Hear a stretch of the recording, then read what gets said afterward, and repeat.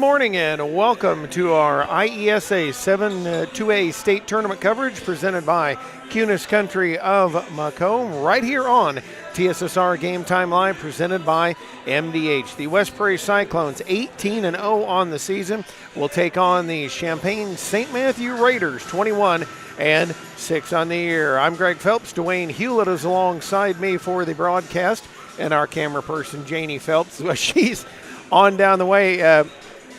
I don't know, you can't really see the scale of the gym here so far. It's monstrous for what we're used to. A gigantic gym, very nice gym. And I was talking to the players, Dwayne, in the hotel, and, they said, oh, this is so big, it's so big. And I said, the court is still the same size. It's a high school size basketball court. There's no difference in that aspect. Yeah, this is almost like a new version of Lewiston. Yes.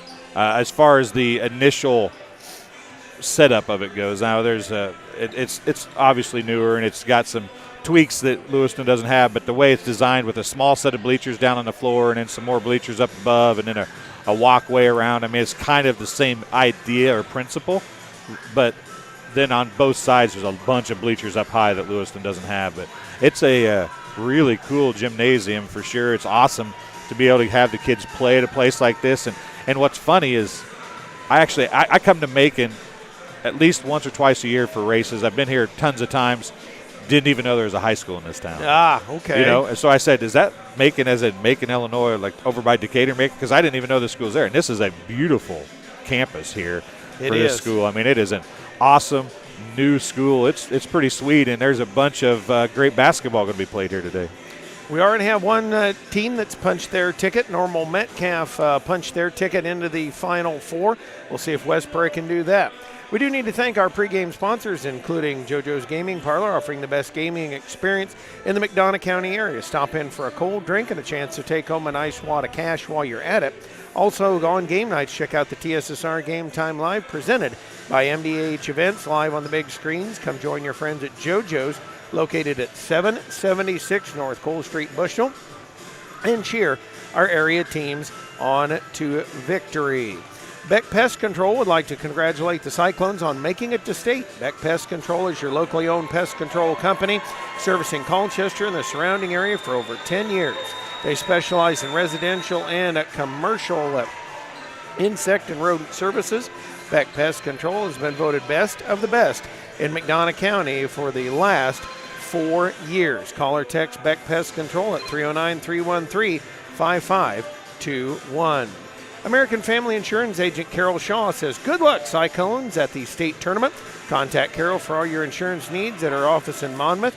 She can fill all your insurance needs from auto and home to life and more. Call her at 309-734-2990 to see how she can help protect you from the unknown. Well, we'll go over what is known, because these are the teams at this 7-2A tournament here at Macon Meridian High School. If you don't know, the junior high teams in IESA have 4 classes, just like the high school, but a little bit differently played. The sectional is technically the super sectional. They pull the actual sectional level out for junior high. So right now we're playing the quarterfinals at state. Now in the IHSA, they play the Final Four at state. Well, some of that has to do with, even though I think there's probably more junior highs in Illinois, like when I was in school, we didn't play in the postseason. There's a lot of junior highs that don't take part in the IESA postseason, so they kind of, you lose a step, whereas at sectionals in high school for IHSA, there's 4 classes, but you'll have 2 games at sectionals, and then you'll have the super sectional, and then you'll still have 4 left, whereas if we did those 2 games at sectionals or a sectional and a super sectional, then we'd have the 4 here. So you do lose a step, but there's just less teams taking advantage of it, even though I don't know anything about St. Matthew as far as how far up they go, but I'm pretty sure they're just first 8 grades, right? Right. I think that they are. So let's take a look at the schedule. I mentioned Normal Metcalf had already punched their ticket into the game at 5 o'clock tonight. The Cyclones and then Champaign St. Matthew at 1 o'clock. Dwight, 17-4, takes on Decatur Robertson, 11-0. And then at 2:30 it'll be Stewart's and Strasburg, 19-5, taking on Hardin Calhoun at 2:30. And that one just got in under the wire because they played that sectional last night. So we'll see if those young fellas are a little tired when they get to the evening tonight, because they played in their sectional last night, were able to win and get in. So I'm going to guess that they won't be tired. I'm pretty sure that I wouldn't be tired. I mean, I would be now, but when I was in 7th grade, I wouldn't be tired. I'd have gone wire to wire on this thing, and that Cyclones will be the home team on the scoreboard. At the black Cyclones across the front, black numerals trimmed in silver. Sam DeCounter is the head coach. Jeff Copeland is the assistant coach. The Raiders will be in the road green uniforms, the green and white. So took on a green and a gold team the other night. Now a green and white team here this afternoon. I see the moms taking selfies down in the crowd. Yeah, you got to have those selfies today, right? Exactly. You don't see the dads over there taking selfies. I noticed that. The dads are mostly spread out throughout the gym. It was funny. I noticed early on how the dads kind of spread out and were pacing around, and the moms, and everybody's having fun with this. It was a fun night going to the hotel. And then I see we've got folks chatting. Hey, would you please tell us where you're listening to us or watching us from, wherever it is on the World Wide Web? I know we've already had several folks into the chat already, and happy to have you here for this Class 7-2A tournament. One of our special sponsors here on this 7-2A tournament coverage is Cunis Country of Macomb, and they joined us here for the broadcast today. Hey team, thanks for a great 2021 here at Cunis Macomb, and for helping us win Automotive News Best Dealerships to Work for the second year in a row. Did you know it's only awarded to 100 dealerships out of 16,000 in the entire nation? And we're having a pizza party for lunch? Cunis of Macomb. It's a great place to work, and that makes it a great place to shop on East Jackson Street and online at cunismacomb.com. And let's introduce you to the Champaign St. Matthew Raiders. And not a team, Champaign St. Thomas More is actually the one people are a little more familiar with from over that direction. Yep, the high school, the West Prairie Southeastern football team played them actually this year. Okay. And so 7th, 8th grade enrollment, 90. It's currently their last 7-2A appearance was 2012. For the Cyclones, it was 2018. I believe this year's juniors or seniors would have been seniors would have been on that. And West Prairie, their enrollment's 86. Last appearance was they say it as 2017, but the 2018 was actually their 8th grade year, and actually did get a medal. And the way this works, folks, I was telling the kids that in the hotel, 1 to play 2. If you win this first one, you will play 2 no matter what. It's kind of a throwback to what we were used to back in the day when 8 teams went in a 2A or in the 2-class system. You play on Friday to see if you got to play on Saturday, right? Yep, exactly. So it's kind of a throwback to that for the folks that are a little older like we are. Hey, speak for yourself. I feel old. I look old. That must make me old, right? It definitely does. And we got a good crowd on here on hand today. And all of you listening at home, thank you very, very much for tuning us in. Thanks for turning us on. We'll get the starting lineups here, and I'm not exactly sure we're going to be able to hear it. So I want to welcome Lindsay's cheering on the Cyclones, Cookie Dough, who's cheering on the Raiders. Okay. I could. Cookie Dough sounds pretty good right now, actually. Yeah. Lisa Finham and Matt Woolham. Woolham is watching from DeWitt, Iowa, cheering on the Cyclones, so that's cool. Awesome. So a long little intro here for the IESA announcements, of course. That goes along with every state tournament. We know so well. You got to have all those fun announcements that they have you read with the IESA and IHSA state series. Here tonight, we're talking about sportsmanship, and hopefully good sportsmanship here. It was a really quick game. That normal Metcalf game was really, really quick, Dwayne. It was well played. I mean, I'm not saying not well played, but it was just super quick. And I don't care. I don't care how long it takes, as long as the Cyclones get a win, right? Exactly. No offense, Raiders fans, but we will be fair throughout the game. No worries. But Bailey Sullivan and John Burton are watching now as well. And now let's meet the teams. And we should have John Burton down here for the camera, but Janie's doing a good job. First, the visitors on the scoreboard, Champaign St. Matthew Raiders. Number 2, Jackson Little. Number 12, Tyler Clarkson. Number 14, Sam Yalla. Number 20, Liam Bland. Number 25, Daniel Sago. Number 33, Nate Kaufman. Number 40, Drew Steffen.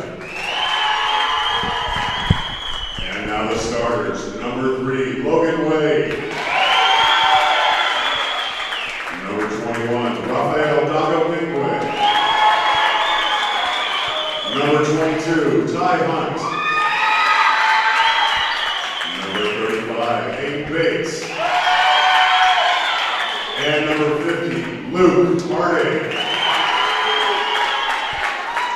The Raiders are coached by TJ Clarkson, assisted by Monty Wade and Chris Bland. And now the home team on the scoreboard, Colchester West Prairie Cyclones. Number 4, Rudder Olson. Number 5, Ray Gregg. Number 15, Will Phelps. Number 21, Jace Brown. Number 43, Bryson Cruz. Number 45, Max French. Number 50, Tom Wardell. And now the starters. Number 1, Aiden Percy. Number 2, Ray Goblin.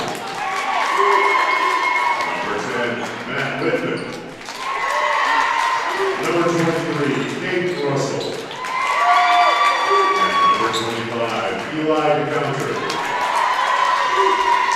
The Cyclones are coached by Sandy Counter, assisted by Jeff Coffin.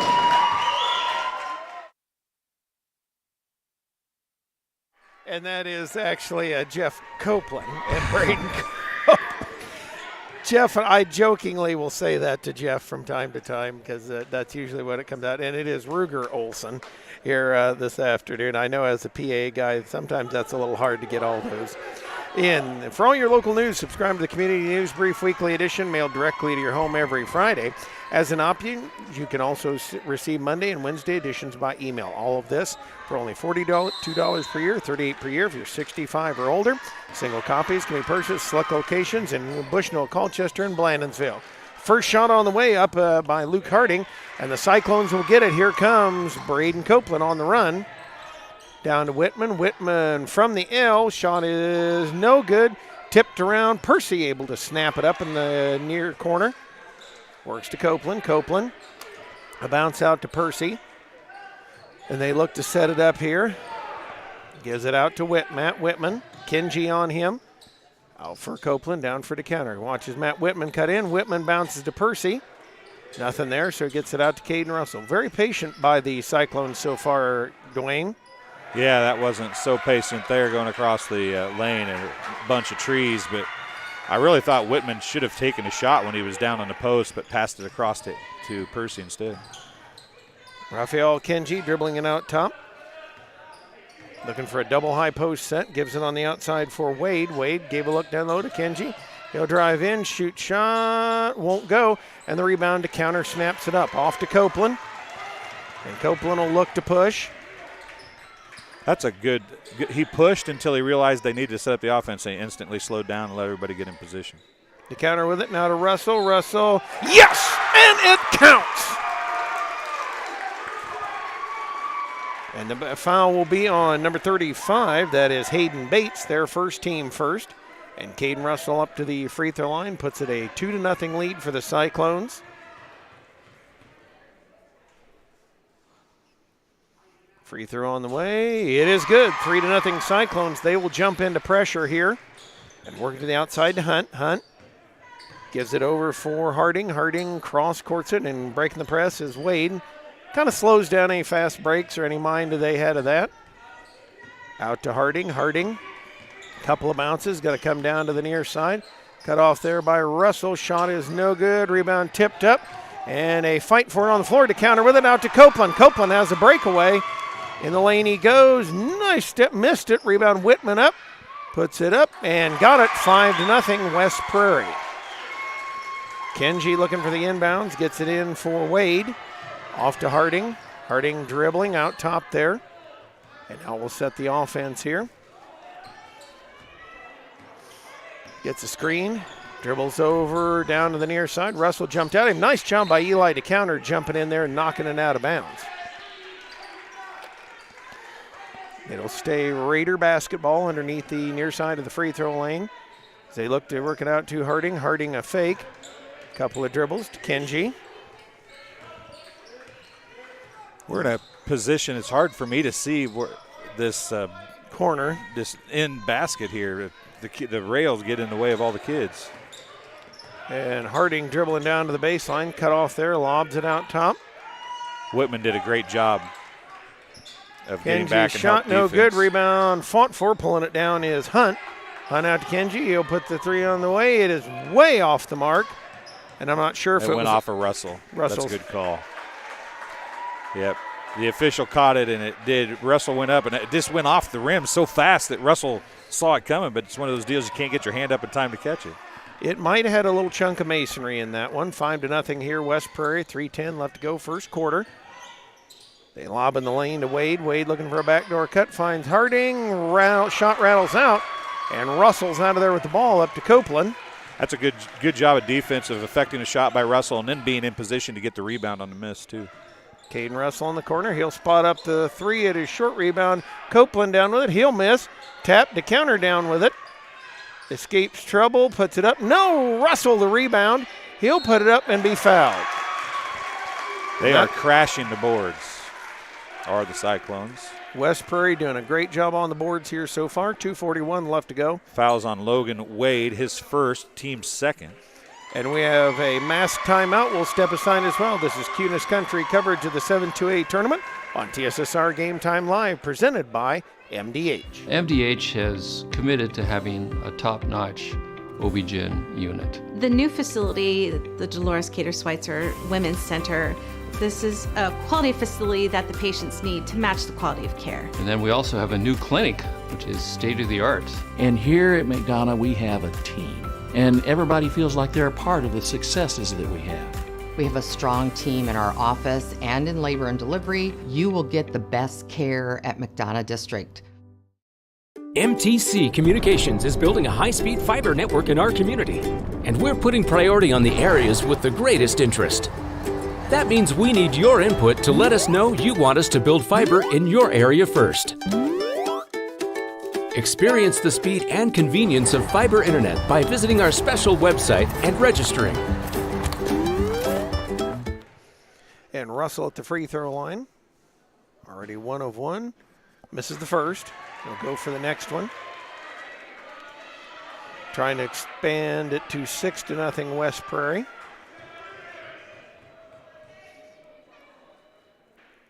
Second one is good. 6-0 West Prairie. And again, you'll hear Sam DeCounter yell out, red, red, red. That is their press. And now they're trying to prevent Kenji from getting it. Wade got it back to Harding, to Harding. Talked myself out of that, and it was him. Now they bring it in the post, and it goes through the hands of Bates. And out of bounds, and now Champaign St. Matthew going to press. DeCounter will bring it in. Whitman catches it in the middle, up to Copeland. Surveys. And now we'll put it on the floor. 6-0 West Prairie to Whitman. Looks in at DeCounter. No, now puts it on the floor. Dribbles through to Percy, who dropped it. Then he dribbles back out to Russell. Russell long two, no good, and the rebound chased down by Harding. I think Caden Russell was thinking more about getting his feet behind that three-point line, and at that point, you just got to shoot it. Harding getting a pick from Bates. He'll spot up three. It is hard off the backboard, and that one went over. Barely over. Yeah. I mean, it bounced off the side, but over at the same time. And we've got a substitution on the floor. It is number 40, Drew Steffen, on the floor for Champaign St. Matthew. Into Percy. Percy a couple dribbles up to Russell. Russell tried to get it to Copeland on the fast break, and that one going to go out of bounds. Right thought. That was great passing. They got it into Percy. Percy right down, and then across to Copeland.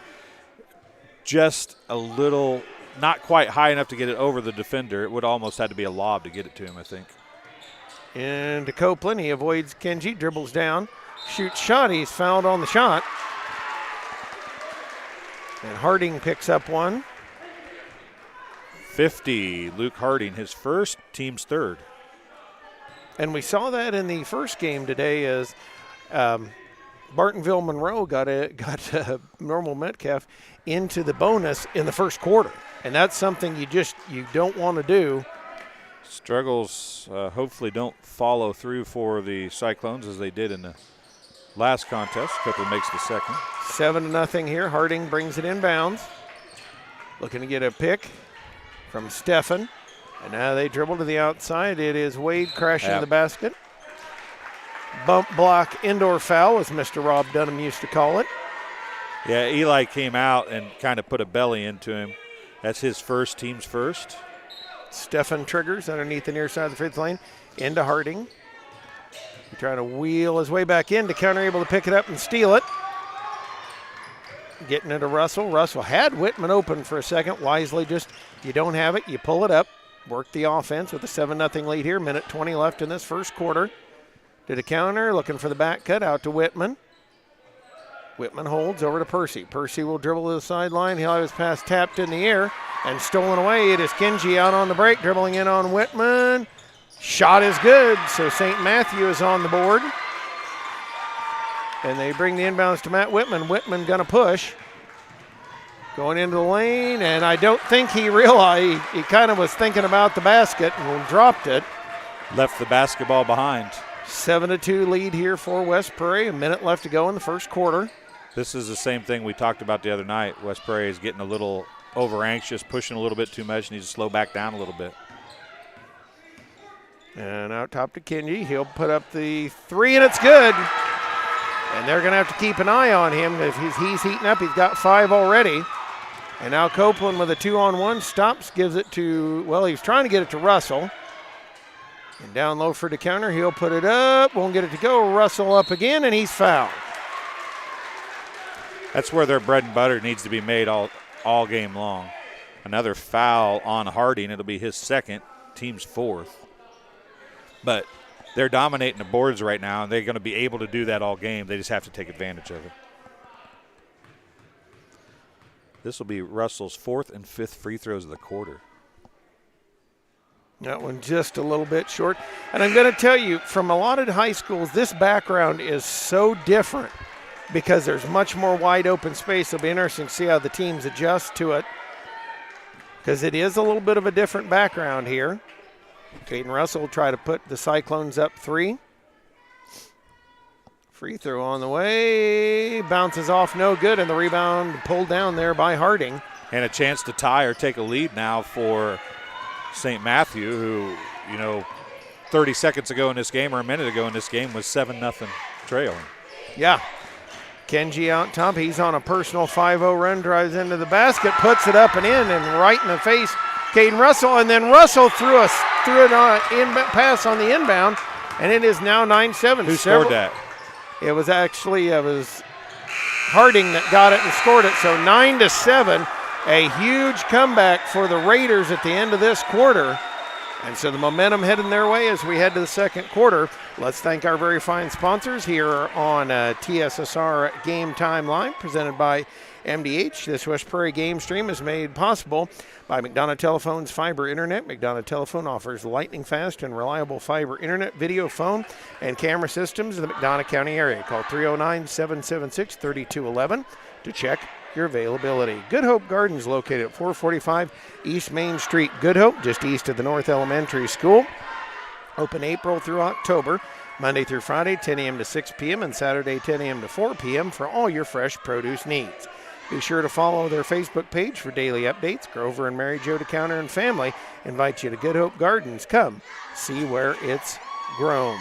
Your farm is your legacy. As the leading farm insurer, Country Financial is here to help protect it. Call Brett Powell, your country rep, at 309-652-3889 for a free quote today. Well, you knew at some point the Raiders were going to throw a left hook or a punch in the mouth, and now the Cyclones have to respond. And it's been Kenji and Harding And we talked about the pressure back in the Brown County sectional, speeding the Cyclones up on that one. They tossed it in a little quick, and Harding was able to pick it off. Well, you got to give the Raiders some credit. You know, they were down 7-0. They could have really laid it up or given in a little bit, but Kinsey kind of let them back, and now they're right back in the game with a small lead here, and they're going to see if West Prairie can have that kind of response that St. Matthew had there at the end of the first quarter.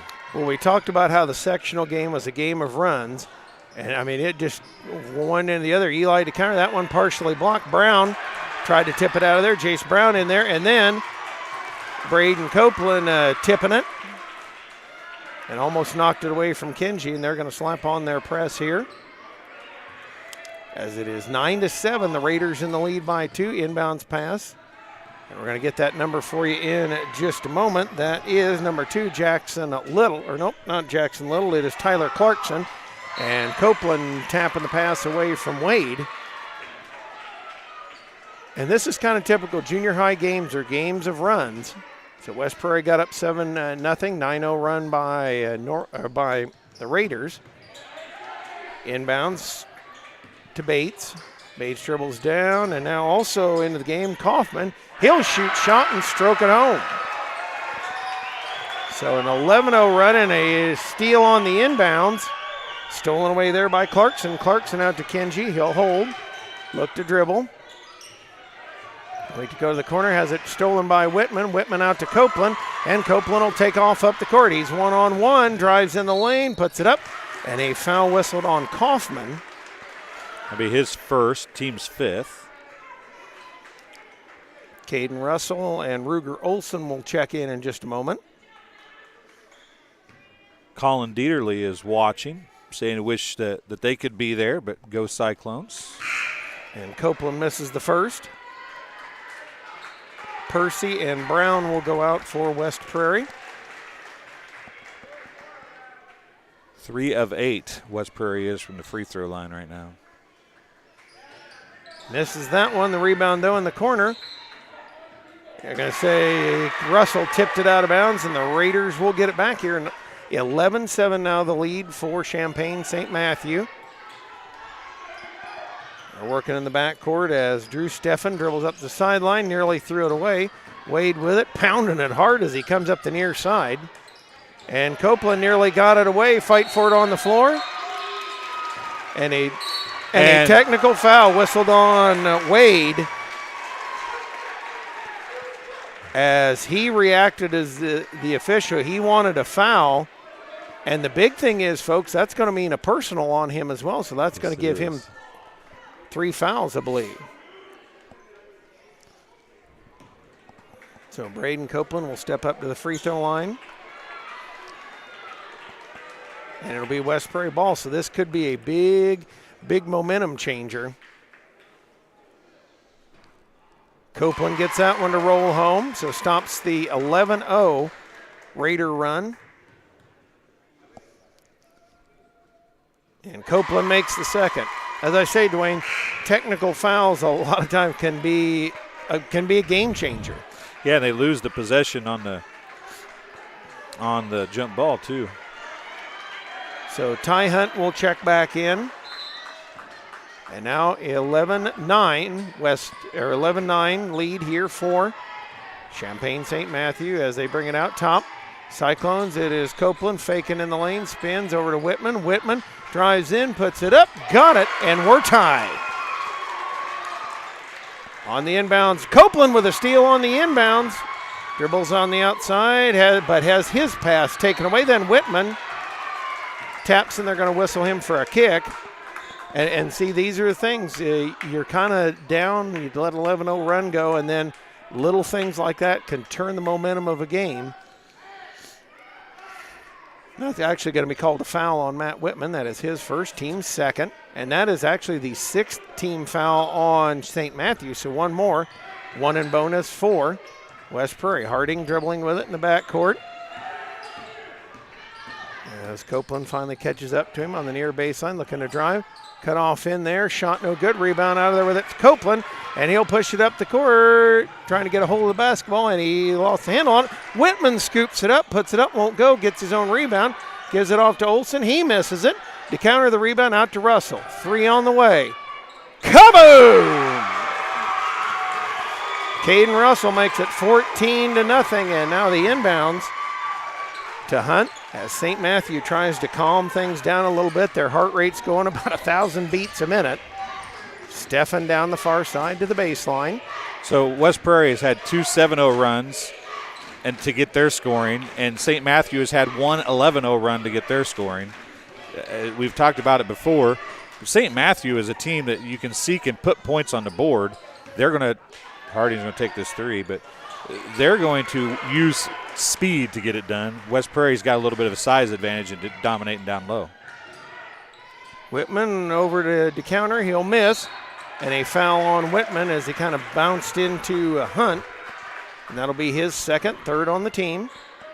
2:47 left to go in this first half. Already been a fun contest.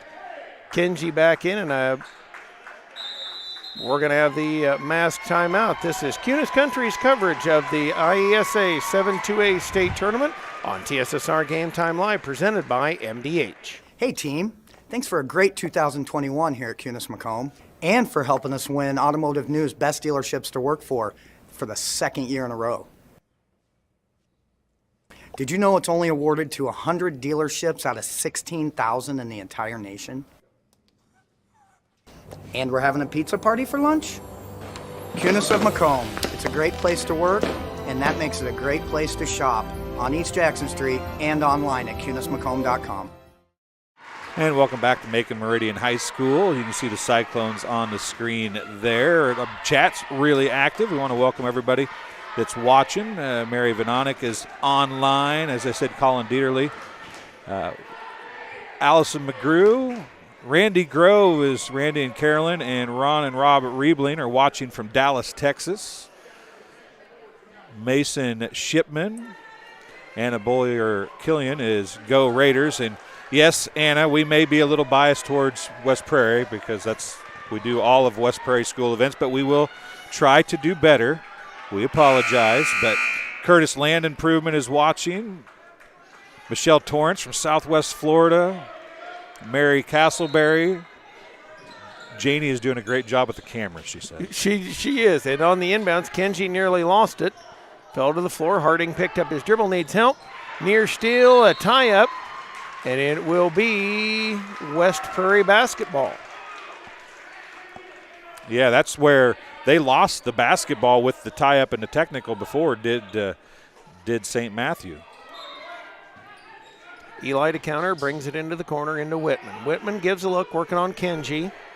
And they put a man-on-man here. Over to Copeland. Copeland fires a 3. Kaboom! Puts it up 17-11. Lead here for the Cyclones. As back comes Kenji. He'll dribble it out there on the near side. And he has about 7 points, 5 to 7. I couldn't remember. 7 points. He got the first 7, actually. So they're going to have to really watch him pick up their dribble. And now Kenji in the lane dumps it down. Stefan with a shot on the way. No good. Rebound fought for. Tipped out of bounds. It'll stay with St. Matthew. Stefan will trigger the ball inbounds. He's joined by Harding, Kenji, also by Kaufman, and by Hunt. And the pass on the inbounds tipped out of bounds by Copeland. Two teams that play some really hard-nosed defense here, Dwayne. Both these teams really get after it. You notice that they've put Copeland on Kenji now after his 7-point run. Harding's done a good job of facilitating, too. Shot in the lane, no good. Rebound tipped around again. That time it is off the hands of Hunt and out of bounds. And Wade will come back in. He does have 2. I thought he had 3. He just has the 2 personal fouls. Yep, that is true. He does have 2. Next, and Harding has 2. Next one on the Raiders. And now a 1-on-2. Caden Russell and Copeland puts it up and in. And the Cyclones expanded out to 8, their largest lead at 19-11. Harding running quickly. I know these guys are really good at track. I looked at their IESA record, and they've been to state and track numerous times. Harding under the basket to Wade. Wade dribbling there, nearly lost it, and then they're going to have a push foul. Yep, I thought that was coming. Yeah, it's on to counter again. Bryson Cruz will check in. That's the second on to counter. West Prairie now has 2 players with 2 fouls as well. Bryson 4 fouls, 2 players with 2. Bryson Cruz replacing Eli to counter. So the Cyclones get a little bigger. Inbounds to Wade. Wade looking out to Kenji. Kenji looking to drive. Now wants to turn the corner on Whitman. And a clean pick by Copeland, but he tipped it out of bounds. Braden Copeland is really working hard. And, the other reason they switched, Matt Whitman has 2 personals. That's true. I think Copeland's quickness will affect Kenji a little more than Whitman. Whitman's good athletically, but Copeland is quicker, and Kenji is very quick. Dangerous pass. That was a high arcing looping pass. Now Wade dribbles in, spins in the paint. Nice scoop, no good, and the rebound pulled down by Russell. Off to Copeland, and he'll look up here. Somebody fell down on the court. They bring it down to Whitman. Whitman open, puts it up and in, and the Cyclones have our first double-digit lead of the game at 21-11. And we've got a timeout. I thought that was coming from Champaign St. Matthew. A game of runs, folks. Since it was 11-7, it is a 14-0 run here by the Cyclones. 58 seconds left in this first half of play. And a timeout by St. Matthew trying to regroup a little bit here. Let's thank some of our fine folks like Ryden Farm Supply, located in the heart of Walnut Grove and in business since 1974. Ryden Farm Supply can meet all of your needs for LP seed, fertilizer, and farm chemicals. Their LP service is unmatched in this area, and as a customer, they will take care of you. Give them a call today at 309-772-3121. I'll back that up. They're my provider for LP, all the way over by Marietta. They were there yesterday, in fact. And it was cold this morning. I had Diet Mountain Dews, which, if you know me, that's a staple of my life. And they were frozen in the back of the Traverse this morning. So at least they weren't exploded in the back of the Traverse this morning. And now Ruger Olson giving Kenji chase, putting fresh guys on him. Kenji out top. And nobody picked him up. 3 on the way. It is no good. Rebound. Cruz tipped it. Wade up with it. And we've got a foul in there. I can't believe they called that on Copeland. I think it was actually Russell that got him, but they're going to call it on Copeland. May have been Olson, too. Olson had his hands in there. Team's 5th with 45.3 seconds. So this is a big free throw for Logan Wade. He had that technical earlier. This is a chance to get 2 points back with the clock stopped. He makes the first one. And stops a 14-0 West Prairie run. Yeah, and it's one of those things there, you applaud kids have emotion, but you just got to pick your poison when you do it. And the second one, no good. Cruz the rebound. He tries to get it out of there, and then... Yeah, he ran right over. Is that Harding down there? Yeah, he ran right over Harding. Harding knocked the ball away and just ran right over him. And now they'll bring it in underneath the far side of the basket.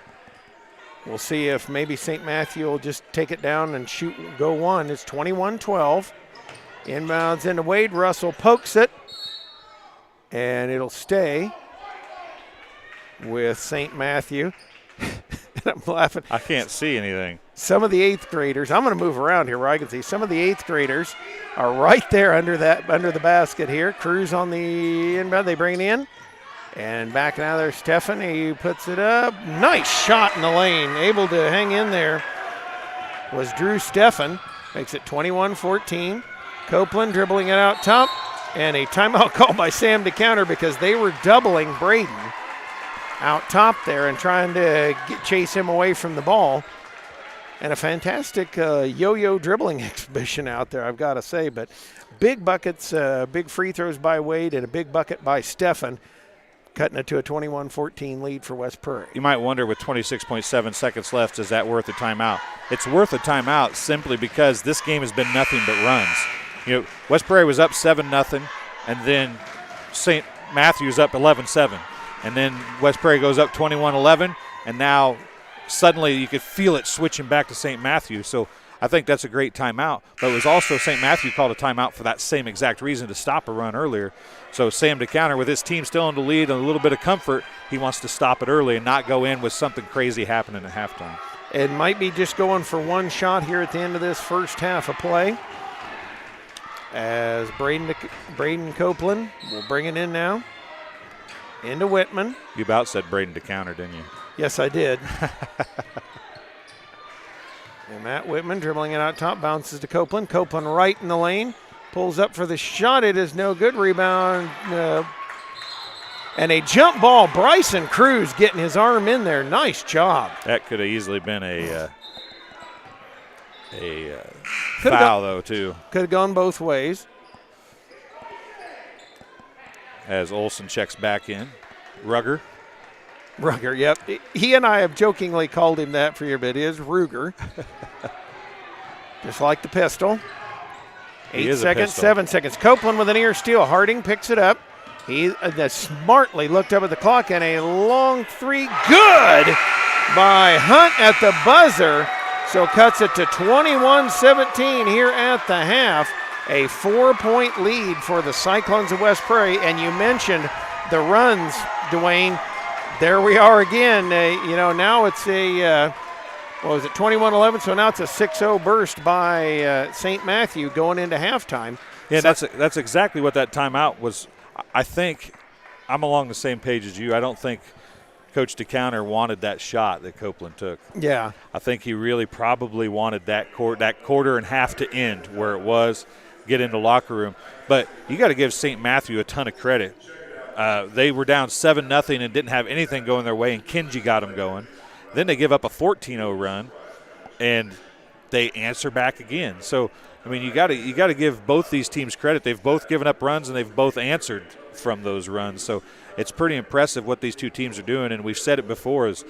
And St. Matthew's the same way. These guys don't look like seventh-grade basketball teams. Oh, no. None of these look like seventh-grade basketball teams. They do a phenomenal job. Dwayne, have we had a dozen or 10 turnovers yet between the two teams? I would doubt it. Probably not. They've taken pretty good care of the basketball for sure. Well, we'll take a break here on TSSR Game Time Live, presented by MDH, and the coverage of the IESA class 7th grade class 2A. I had been saying that all wrong, by the way, the whole time. Because I never did it when I was in junior high. So I played basketball, never took part in it. So the 7th grade class 2A state tournament presented by Cunis Country. We'll be back in just a few minutes.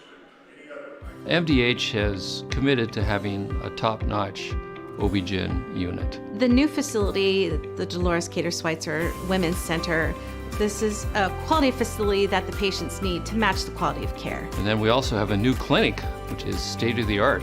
And here at McDonough, we have a team. And everybody feels like they're a part of the successes that we have. We have a strong team in our office and in labor and delivery. You will get the best care at McDonough District. MTC Communications is building a high-speed fiber network in our community, and we're putting priority on the areas with the greatest interest. That means we need your input to let us know you want us to build fiber in your area first.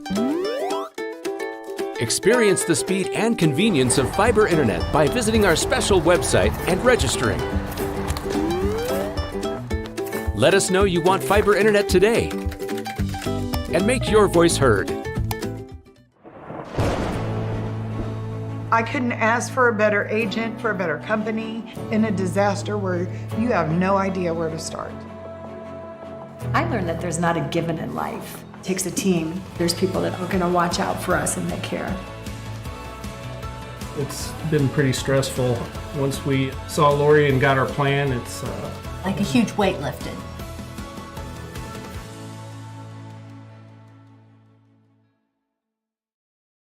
I chose physical therapy because I knew I wanted to be in the healthcare field.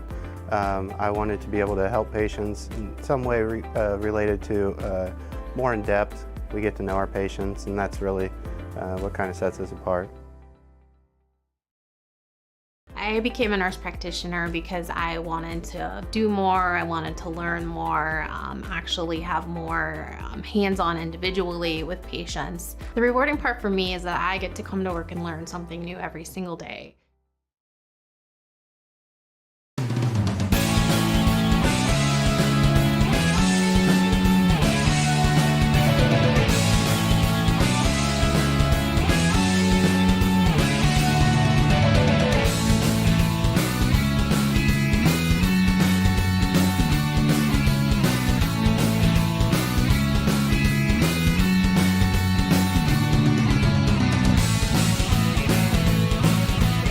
Hey team, Thanks for a great 2021 here at Kunis Macomb, and for helping us win Automotive News Best Dealerships to Work for the second year in a row.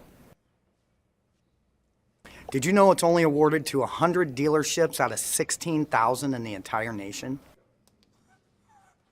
And we're having a pizza party for lunch? Kunis of Macomb. It's a great place to work, and that makes it a great place to shop on East Jackson Street and online at kunismacomb.com. And welcome back to Macon Meridian High School. 5:52 left on the halftime clock here. The Cyclones lead the Raiders 21-17, and it's been a game of runs. And you might see in the chat where Anna Boyer-Killian says, "Go Ty." That's because Ty Hunt, number 22, hit a tray right at the end of the first half to cut the lead to 4 as the Raiders are in the midst of a 6-0 run. This has been completely a game of runs. They have not traded baskets. It was 7-0 Cyclones before the Raiders got on the board. They then rolled off 11 straight points. The Cyclones then broke that streak and rolled off 14 of their own. And then the Raiders stopped that bleeding and rolled off 6 of their own. So there's been no back and forth baskets here. It's been all just runs of 6 points or more for these teams, or I should say 7 points or more. So it's been a lot of fun watching this one. I'll tell you some stats here at the halfway point. Leading scorer in the game thus far is Caden Russell. He's got 9 points, 2 of 5 from the free throw line. And then 6 points apiece for Braden Copeland, who is 3 of 6 from the free throw line, and Matt Whitman, who has all 6 of his points from the field. For the Raiders of Champaign St. Matthew, a team high 7 points for Raphael Kinji, but the thing about those 7 points were those were the first 7 points of the game, and that is what got the Raiders back in the contest to begin with. And then they kind of just spread all the points out the rest of the way. The only other person to score in the first quarter was Luke Harding. He finished the half with 2 points, and then it was just spread out throughout the second quarter to try to get them back in the game. Logan Wade has 1 point on 1 of 2 free throw shooting. Ty Hunt, as we talked about, has 3 points, 2 points for Nate Kaufman, and 2 points for Drew Steffen. As they are spreading the wealth around, West Prairie is kind of keeping it all bunched up amongst 3 players right now. DeCounter's had some really good looks, hasn't gotten anything to fall up until this point. Do tell you some other people watching the game with us in the live chat. Brandon Clark is watching. Calissa Watkins saying Janie is the best camera girl. Eric Riebling. Eric, Andrea Hudson, and Ledger Riebling and cousin Colton watching from Good Hope. Luann Ippenson is watching from Bowen. Go Cyclones. Ken Brown watching his grandson Matt play. The mayor. The LaHart mayor? Former LaHart mayor. Former LaHart mayor, yeah. But the mayor, he listening there, and Mr. Car Show, I guess, as well. Yes, that he is. Jan Tilleris. Grandpa Terry and Grandma Jan from Dodgeville, Wisconsin. Says hi, Greg, Will, and Janie. Oh, and hi, Jessica as well. Yeah, that was an afterthought. Yeah, she's got the mom down in the. She's one of the moms down in the crowd there. Hudson Garbett is watching. Kendall Webster. Chris Copeland is watching. Chris is one of the family members that came on board and did a special sponsorship. Allison McGrew says Larry Ryden's watching from Marco Island, Florida. Wow. Yeah, there's several people watching from down in Florida. Keaton Wislett, Stacy Boys, or Static Boys, sorry.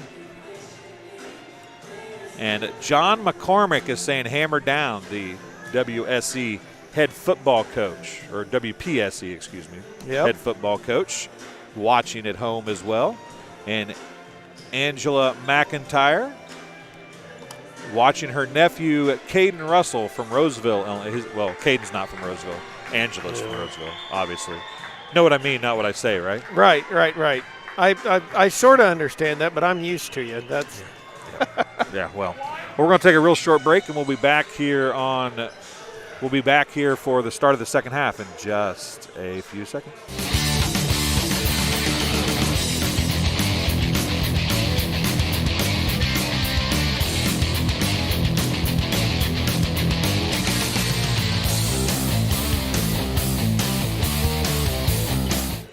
JoJo's Gaming Parlor offers the best gaming experience in the McDonough County area. Stop in for a cold drink and a chance to take home a nice wad of cash while you're at it. Also on game nights, check out the TSSR Game Time Live presented by MDH Events live on the big screens.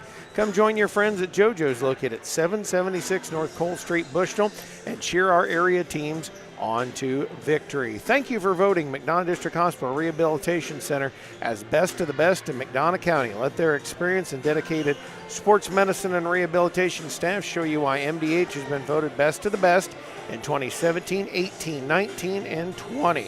3 convenient locations to serve you, 2 in Macomb and 1 in Bushnell.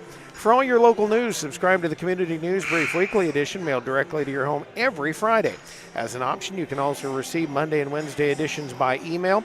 All of this for only $42 per year or $38 per year if you're age 65 or older. Single copies can be purchased at select locations in Bushnell, Colchester, and Blandonsville. About ready here for the second half of play. Andy Beck says Ivan Beck is watching. Ivan Beck, and we got several of the 5th and 6th graders down here in front of us. Alice Lowry, Mike and Alice are watching their nephew Nate Kaufman from Birmingham, Alabama.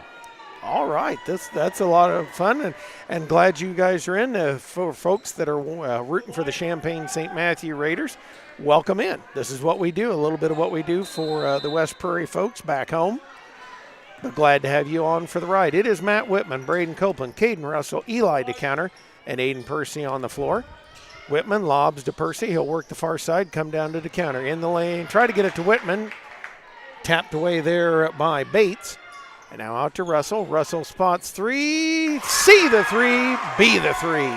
That's the first time in this game that a run was stopped before the team that on the run took the lead. And Copeland with a steal hits the basket, makes it 26-17. Lob inbounds. Here comes Hunt. Hunt wheeling it up to Wade. Wade says, I'm going to run some offense here, and he waits for Harding to come to him. So a quick 5-0 burst by West Prairie. You know this game's not over, though. St. Matthew has shown the ability to withstand a run and answer with their own, so we'll see what they can get going here, and Kinji might be the person to do it. And Wade in the high post out to Harding. Harding to the baseline, and Copeland poking it away from him. Got to give a shout out. Braden Copeland's defense today has been locked tight. I mean, it has been solid. Now Kenji in the baseline. Whitman almost lost him. That would have been dangerous. Kenji, a good shooter. Out top to Harding now. Harding. And they'll work it over to Kenji. He'll set the offense for the Raiders. Down to 4:50. Clock rolling in the third quarter. Kenji in the lane. That one, I pulled that out of his hip pocket and put it in. And now Copeland kind of staccato dribbling his way through the defense. Out to Russell. 3 is up. No good. And the rebound, Harding. Just a little short. As he was trying to put on the knockout punch. Now they got Whitman back on Kinji again. And Kinji was shut down when Copeland was on him. We'll see if Whitman can't stay with him, and Whitman's going to pick up his 3rd foul. Yep, and that'll put Kinji up at the free throw line. 26-19 is the score here. 7 points to lead for West Prairie. 10 has been their largest. For the Raiders of St. Matthew, I think 5 or 6 has been their largest lead. Actually 4. 4. They led 11-7. And that one going to roll out no good. Been impressed with Kenji as a point guard. Man, he can just get anywhere on the court. You have to expect he's going to grow some, too, with the ball skills he has. If he keeps those as he grows, he's going to be a good one in the high school. Second one, no good as well. Copeland the rebound and a rebound foul. And I know part of what that was. Kenji was frustrated. He missed them both and came over the back of Braden Copeland. Yep. Understandable. He's been playing so well, and you know that he knows that he can play well. So if you know you're a decent ball player, missing free throws is like the worst thing ever. Inbounds to Whitman. Trapped Mentally, to Copeland. Copeland has a 2-on-2 with Russell. Splits the double team, puts it off glass, won't go, and the rebound Bates down with it. Off to Harding. We go down under the 4-minute mark here. A 7-point lead for West Prairie, 26-19. Whitman with the 3 personals still on Kenji. Picked by Bates. And now 18-footer, no good. Rebound Russell. And Russell up to Copeland. Copeland gives a look to Russell and nearly threw it past him to Whitman. And now they'll set and hold here. Copeland fires up the 3. It is short. And West Prairie falling in love with the 3-pointer a little bit, and that's a dangerous game. Yeah, there they've switched. Harding wheeling it up out to Wade. Wade a bounce down. Nearly picked. As they'll work a 2-man game out top. Come back in here. Now Hunt giving it back to Harding. Harding dribbling the lane. You know, we've given a lot of props to Kenji. Harding's done a good job handling the basketball, too. Yes, he has. And we've got an illegal pick. Yep. Illegal screen. I actually know what they're going to say is a push-off on Kenji. I noticed it early in the game. He was putting that hand out. Is that who they haven't showed it on the board. No, 22, it's on 22. It was an illegal pick. It was, yeah. It was Ty Hunt's going to pick it up. The way the official held up his fingers, and I'm way away from where he is. I thought he handed. I could only see the one hand. The one hand, it should have been the second digit, which looked like it was a 2. So it kind of threw me off as well. Ooh, Whitman, that's a double dribble. And Whitman going to throw that one away. Karma took that one away from him. Yep. Kenji up the middle. Driving in the lane, he has his pocket picked. And a near steal by Wade, but he stepped on sideline. That's probably good for St. Matthew in all honesty, because Wade was going to be out of the play and Kenji was slow trying to get down the floor too, as we got a mask timeout here. And we'll go thank some more of our fine folks making our broadcast possible. And again, keep that chat going. Tell us where you're listening to us from, folks. This West Prairie game stream made possible by McDonough Telephone's fiber internet. McDonough Telephone offers lightning fast and reliable fiber internet, video, phone, and camera systems to the McDonough County area. Call 309-776-3211 to check your availability. Good Hope Gardens, located at 445 East Main Street, Good Hope. Open April through October, and for all your fresh produce needs, be sure to follow their Facebook page for daily updates. Grover and Mary Jo DeCounter and family invite you to Good Hope Gardens. Come see where it's grown. Kinson Welsh is watching as well. Hudson Garbett, what quarter is it? Oh, it's the third quarter. Thanks, quarter. Hudson. I forgot. My bad. I stink at this game. Jacob Meyer. Ken G. Jacob, if I'm saying that, is it Ken G? Is that right? I thought that's what we were saying, but we could be saying it a little bit wrong. That's what the coach gave me as a pronunciation. Kobe Worley, and then Greg Duncan. Greg Duncan says, win the third quarter and take care of the ball in the fourth quarter. You got this, boys. Copeland up to Whitman. Whitman's got a 2-on-1, bounces to Russell. Russell's shot rolls in and good, and it's 28-19, 9-point lead again. Here comes Wade on the fly. He's got a 2-on-2, going to take the lane, goes up, puts it up and in. Nobody stopped him. He almost used a pick by his own player to get a good look at the basket. Ball up to Russell, Russell to Copeland. Copeland in the lane has it swatted away, and a nice play there. What a play by Stefan as he held his ground and threw the ball off Eli to counter. Copeland needs to settle down. He's pushing a little bit too hard. That time he could have slowed things up. He had wide open players, 2 of them, and decided to try to dribble instead, and then he's going to pick up the foul. Yep, reached over the top on that one. 28-21, 2:16 left here, and the way St. Matthew's been, you knew they were going to have a run sometime. You knew they were going to come back in this. I give them a lot of credit. They really have fought and stayed in this game. Kenji working on Copeland, goes to the baseline and traveled as he fell down. I'm not sure whether he was trying to pass it or his feet just went out from under him. I think he got his feet tangled up maybe with Copeland. I'm not real sure, but if he'd have let loose of the ball or kept dribbling, but he grabbed it as he was falling down. And Copeland looking for an avenue, and he gets fouled. Oh. I don't know about that one, but I guess West Prairie will take it. Ty Hunt's going to pick up his second. And that's one of those. Team's third. That's why I always say coaches have stomach problems. And Harding going to come right back in. But that's why coaches have stomach problems, because that's one of those fouls away from the basket you just don't want to see. Well, yeah, but, I mean, we've seen a lot of that kind of stuff today, hands reaching in and stuff, and they hadn't called it. That was a pretty ticky-tack foul to call the way the game's been called today. And Russell couldn't handle the basketball there.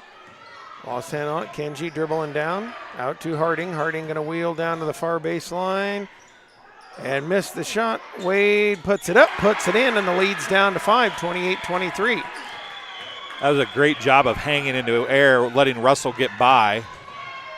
And nice job by Whitman to go really make Wade make a decision. He picked up the foul. That is the 4th team foul on St. Matthew. I was trying to see, are they actually giving that one to Bates? They are. His 2nd, team's 4th. Whitman at the free throw line. First free throw's good. Puts the Cyclones up 29-23, 6-point lead here. Minute 24 left to go, 3rd quarter. An acre's worth of time. Whitman with a pair, makes it 30-23, back to 7. Inbounds to Kenji.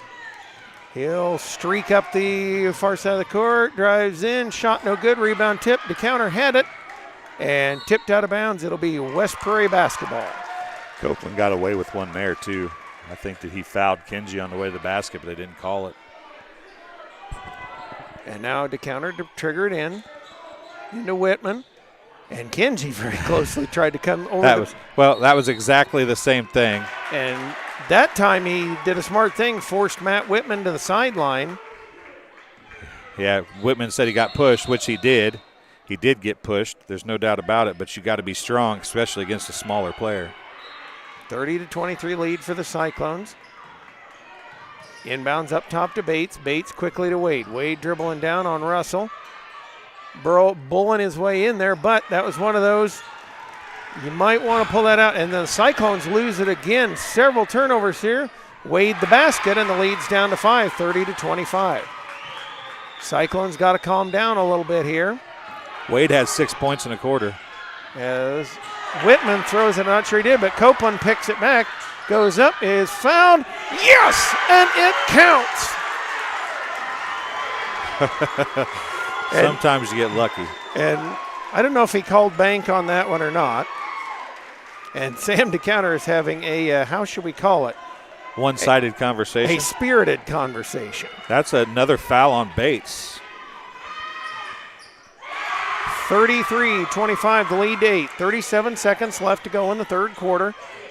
Kenji, and kind of breaking away from everybody. Now he's going to pick it up. 30 seconds left. Wade out on the far wing. Bouncing down to Harding in the corner. He'll spot 3, no good. Rebound, though, to Hunt, and Percy's going to give a foul. His first, team's 3rd. 5 team fouls on St. Matthew. 21 seconds left to go in this 3rd quarter. Ruger Olson will check in, as Braden Copeland will go out. And Copeland hurting a little bit. And this is a good deal to get him out, let him get a little bit of a blow. A little extra rest. And the pass coming inbound, and they're going to whistle a hold. Are they going to whistle that on Matt Whitman? There's a pile of players down there. Nope, it's going to be on Russell. Russell's first, team's 4th. They can bring it inbounds again. That would have been 4 on Whitman. And Wade dribbling, kicks it out in the corner. As Percy guard, they bring it back to Wade. Wade shot is good. He has really come alive in this quarter. He's got 8 in the quarter. Inbounds to Whitman. Whitman breaking away from trouble. Down the lane to Ruger Olson. Puts it up and in and gets one back. 35-27. And Harding's just going to wisely run out the quarter. Huge bucket. And I tell you what, Stefan walking off the floor, making a travel signal. He better be careful. These guys are not going to take any questioning of the officiating. 35-27 as we head to the 4th quarter. This is Cunis Country's coverage of the IESA tournament on TSSR Game Time Live, presented by MDH. MDH has committed to having a top-notch OB-GYN unit. The new facility, the Dolores Cater Schweitzer Women's Center, this is a quality facility that the patients need to match the quality of care. And then we also have a new clinic, which is state-of-the-art. And here at McDonough, we have a team. And everybody feels like they're a part of the successes that we have. We have a strong team in our office and in labor and delivery. You will get the best care at McDonough District. And welcome back to Macon Meridian High School. Talk about the chat a little bit again here is a bunch of people talking it up in the chat. Kobe Worley, Jacob Meyer. I think we're saying it right. If we're not, tell me again, Jacob. Kelly Webster. Yes, Kelly, I'm keeping up on the score better today. I know. The other day at the Brown County game, I didn't do such a good job of that. Amanda Grove is watching. Carrie Sampson is watching her nephew Aiden from Colorado Springs. 1 quarter separating these teams from the Final Four. As Kenji dribbles around there, he's going to pop a three. That one off the mark, and Eli DeCounter snaps up the rebound. Quickly to Russell, off to Copeland. Copeland's got a fast break if he wants it. Drives in the lane, dumps it off to Percy. Percy's shot no good, got his own rebound. Puts it up, missed it. DeCounter the rebound, and I know these kids have a lot of emotion, but Harding jumped up and down, and boy, that official gave him a long, long look. That's the third on Harding, 6th on the team. DeCounter shooting 2 free throws. He's yet to score here in this contest. This could put it up to a 10-point advantage. First one, also the 6-team foul, so the next one, 1 and bonus the rest of the way. DeCounter the free throw off the mark. And that is huge because could affect fouling late in the game.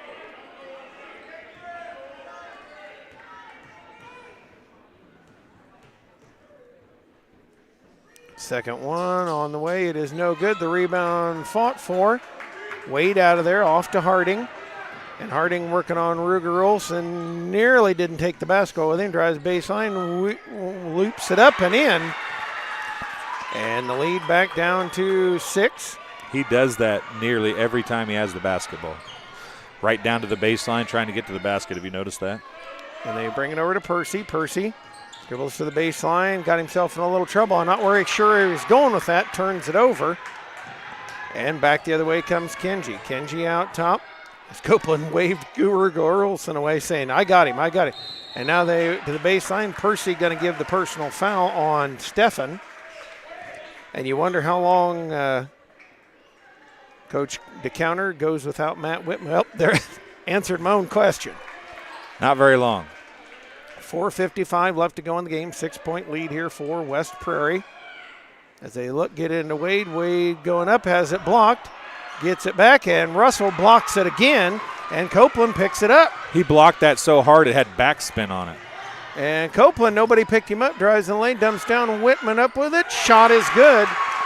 Everybody was focused on Braden Copeland so hard. They let Whitman go. Percy chasing Stefan up the court. Yeah, he laid on him long enough. He finally got the foul call. That's 6, third on him, all here in the second half. 4.5 left to go in the ball game, 37-28. One of these two will take on Normal Metcalf. Inbounds in the backcourt. They bring it right back up to Harding. The pass tipped away, and Russell out of there with it. And that one, I kind of a good no call because everybody was after it. And DeCounter has it stolen away.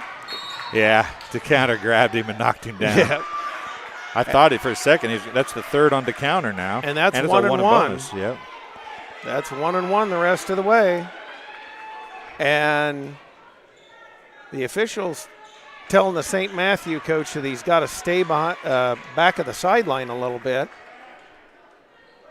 So Kenji at the free throw line. It's 1 and bonus the rest of the way for St. Matthew, as it will be for West Prairie on the next foul. Free throw, Kenji is good. He missed a pair earlier, trying to draw it down to a 6-point advantage.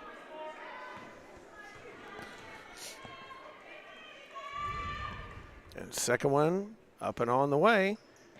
That one no good. Russell the board. Russell has been huge on the boards here today. Russell's been huge everywhere. Braden Copeland avoiding tacklers. in the lane, shoot shot, won't get it to go. Rebound tapped out of bounds. It'll go over to St. Matthew. And Sam DeCounter making the point to Braden, saying, hey, there's 4 minutes left. Let's run a little clock here. We have the lead. You don't have to dribble down the floor and shoot instantly every time down the floor. And that's kind of what Copeland and some of the other Cyclones have fallen into, and that's what the pressure thing does. And they're going to say, yes, it counts as Stefan drove in. They cannot call that on Percy and then let him take 3 steps afterward and shot. Kind of a continuation there. Yeah, that's a horrible call. And Stefan will be at the free throw line trying to draw it down to a 4-point lead. Not Stefan's fault by any stretch of the imagination. Oh, no, you take advantage of what you're given. That foul was way out away from the basket.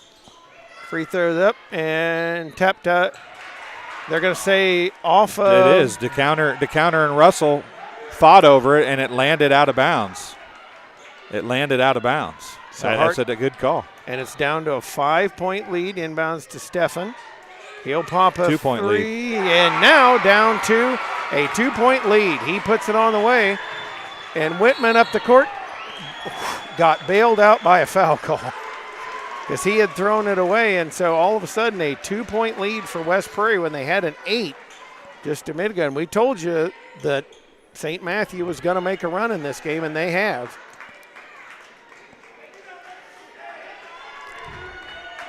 And so that's the third on Wade. Matt Whitman at the free throw line. 1 in bonus.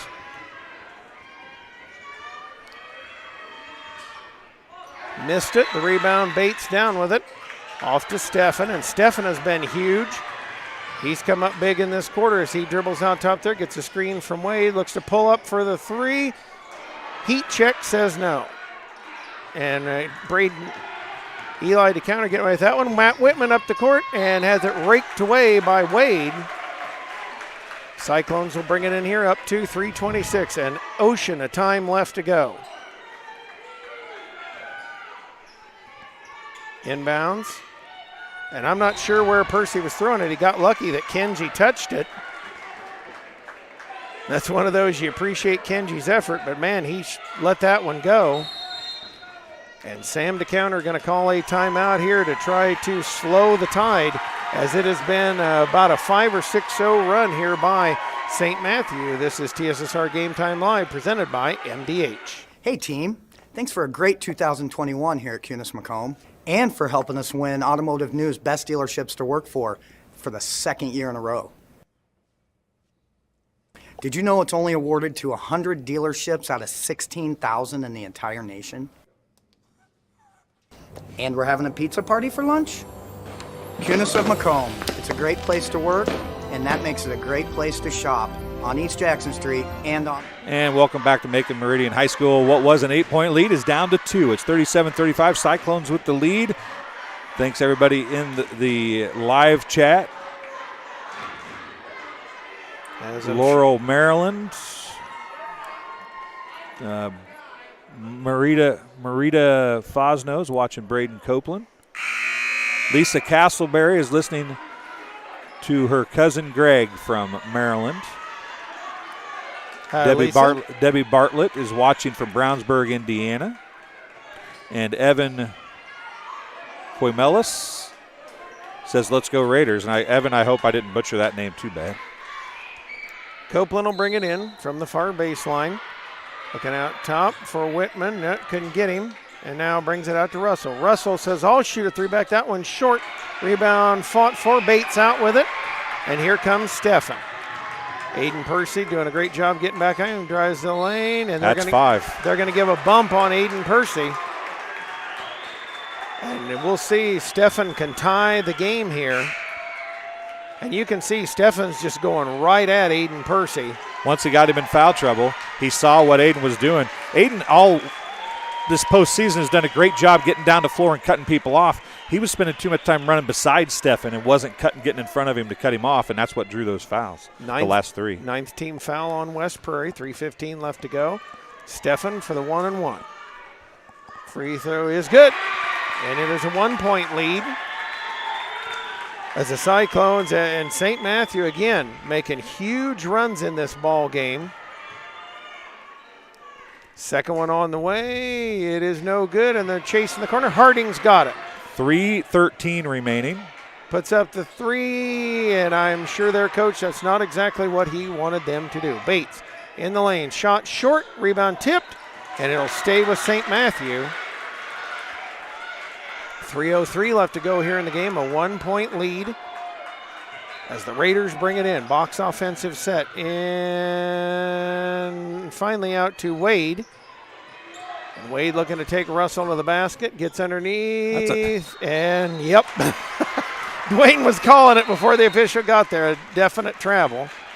And now they're going to take the mask timeout. We'll thank more of our fine folks bringing you this broadcast, including Country Financial Agent Brett Powell. Your farm is your legacy. As a leading farm insurer, Country Financial is here to help protect it. Call Brett Powell, your local country rep, at 309-652-3889 for a free quote today. Located in the heart of Walnut Grove and in business since 1974, Ryden Farm Supply can meet all of your needs for LP seed, fertilizer, and farm chemicals. Their LP service is unmatched in this area, and as a customer, they will take care of you. Give them a call today, 309-772-3121. Yetter Farm Equipment, with facilities in Colchester and Macomb, Illinois, is an agriculture equipment manufacturer that's been in business since 1930 and is currently hiring. Start a new career with excellent benefits and starting hourly wages of $18 to $24 per hour. For more information, call 309-776-4111 or visit them online at www.yetterco.com/careers. Beck Pest Control would like to congratulate the Cyclones on making it to state. Beck Pest Control is your locally owned pest control company servicing Colchester and surrounding areas for over 10 years. They specialize in residential and commercial insect and rodent services. Beck Pest Control has been voted best of the best in the McDonough County area for the last 4 years. Call or text them at 309-313-5521. Eli to counter in the corner with it, out to Braden Copeland. Tried to get it back down there, stolen away. And the Raiders can take the lead, 37-36. Stefan has been everywhere offensively and defensively for this team here late. Kenji now works on Copeland. Drives lane, lost the handle on it, and he and Stefan chasing it, get it at half court. As Ruger Olsen chasing now, breaks away, drives in the lane, dump down to Wade. Raiders have the lead, 38-37.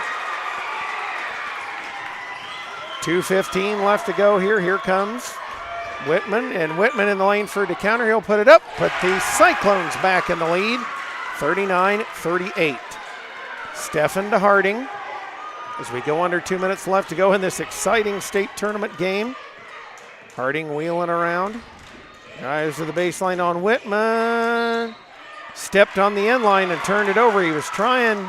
You can run him down there every time. He does that same thing every time. The problem is if you don't cut him off, that backside block shot is there every time too. But you got to ride him down and get him to the baseline so he can't get the wraparound pass. They work to Copeland. Copeland out to Whitman. Back to Copeland. Copeland turned around to look at the counter there and almost got hit in the back of the head by a pass. In the lane of Whitman. Whitman to Copeland. Dribble is out to Russell. Russell has it taken away by Kenji, and back bounces around on the court. And they have a timeout called by St. Matthew as Kenji was fighting with it on the floor. And now 39-38, a minute 28 left to go here in this game as we count it down here toward the end. And it's going to be exciting, folks. The big thing is you got to watch the threes on the way. Big threes hitting this second half. Stefan has really bothered the Cyclones. American Family Insurance Agent Carol Shaw says, good luck, Cyclones, at the state tournament. Contact Carol for all your insurance needs at her office in Monmouth. She can fill all your insurance needs from auto and home to life and more. Call her at 309-734-2990 to see how she can help protect you from the unknown. And the unknown we're dealing with is who's going to come up with this game here. Next foul on West Prairie puts St. Matthew in the double bonus. Next, West Prairie still in the 1-1. This has been a good game. It's been a real heavyweight fight between these two this afternoon. You know, I think if I'm the Raiders right here, I try to score as quick as I can. I know that it gives West Prairie a little bit more time, but. And nice job by Wade under the basket. He'll put 40-39, a 1-point lead. Again, doesn't cut off the baseline.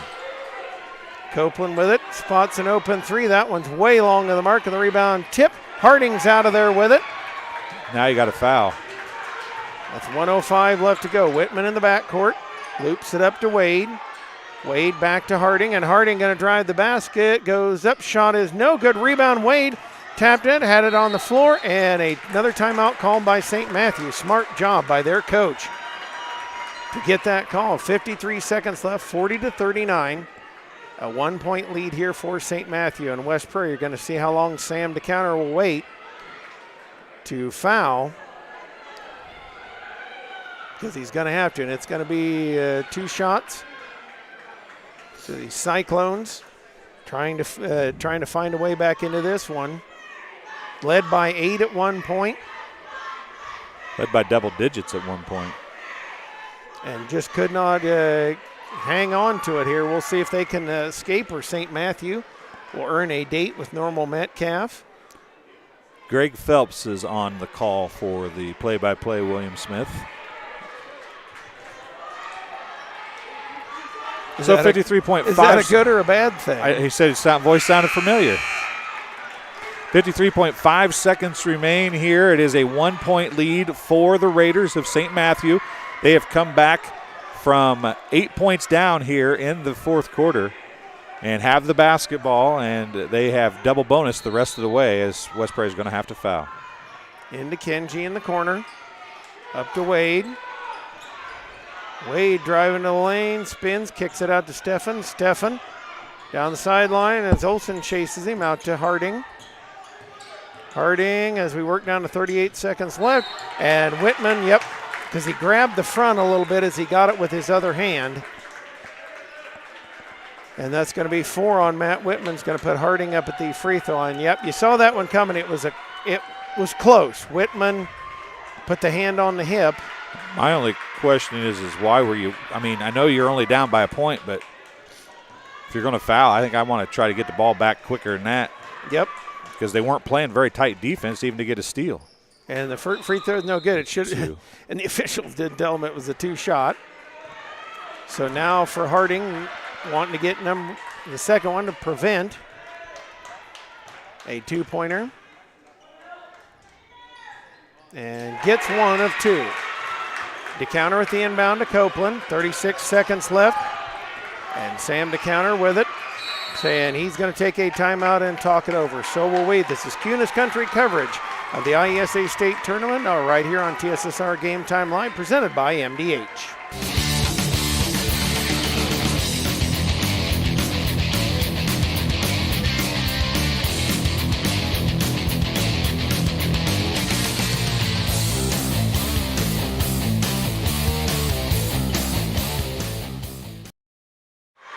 Well, Dwayne, there's 2 theories of thought on this.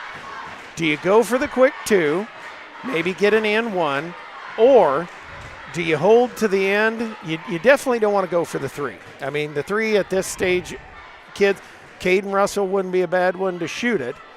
I think at this point you tie the score, and then you put the pressure on Meridian. You've got to take the shot in enough time to, if you miss it, get a foul and a chance to get the ball back again. So you're going to take a shot, I would imagine within 10 seconds if you can, would be my guess. We'll wait and see.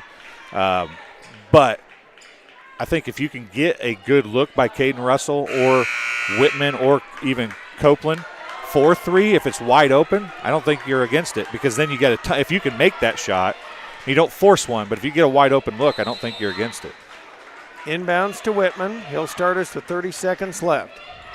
To Copeland in the corner. He'll spot the 3, long of the mark. Rebound, Russell down with it. Russell fighting his way out, and he's fouled.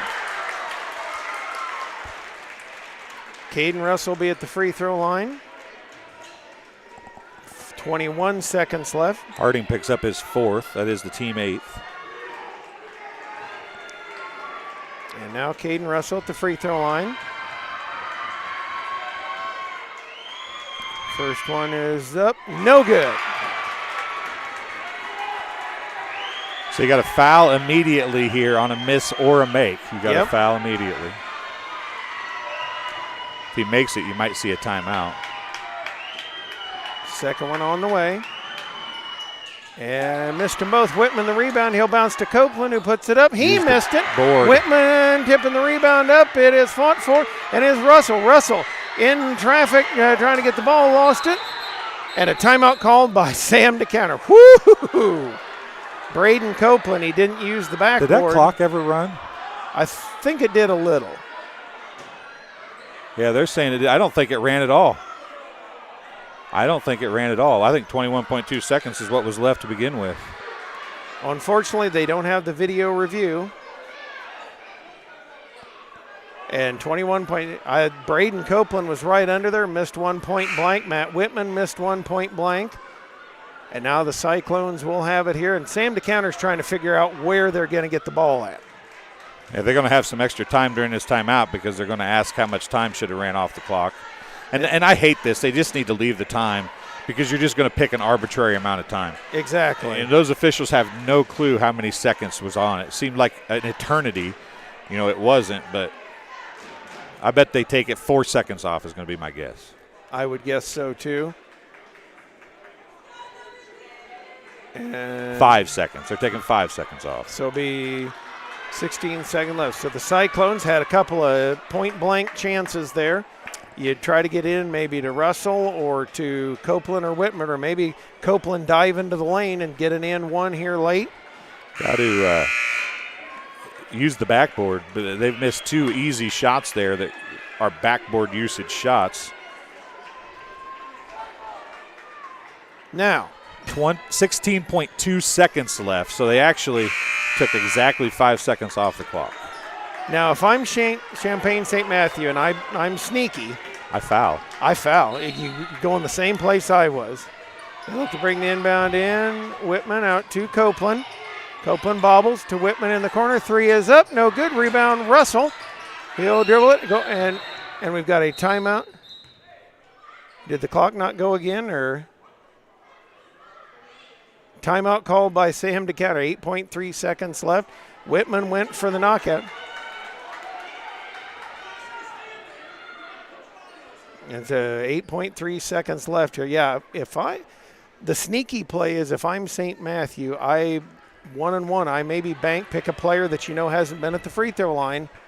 You don't do it unless the ball's inbounded, but once the ball's inbounded, you foul them. West Prairie is 0 for 5 from the free throw line in this quarter. So it's worth a gamble if I'm Champaign St. Matthew, although a lot of coaches, general coach wisdom is you don't put them on the line to tie it up at the end of the game. Luke, there's 9.4 seconds left. So they added a little bit of time to the clock that time. So we'll see what the Cyclones can do here. Down by 2.